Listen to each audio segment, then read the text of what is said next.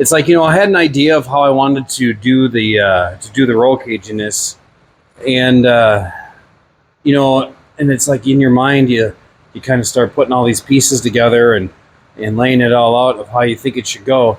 But if you don't take the next step, which is creating some sort of a print or something, start laying this out just to confirm that what you're envisioning will work.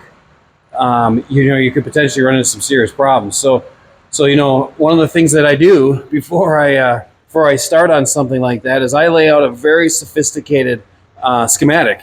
So I wanted to share that with you. So here it is.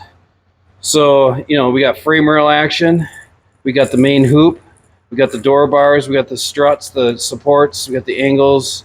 This is the door or the dash bar that goes across, and then here's the front struts. And as you can see, once I put this on paper, I confirmed without question that this design is going to work and be very successful.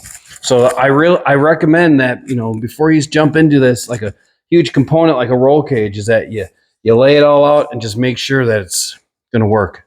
I don't have these supercomputers like some guys have, but maybe in the future. But anyways, just wanted to share that with you. Thanks.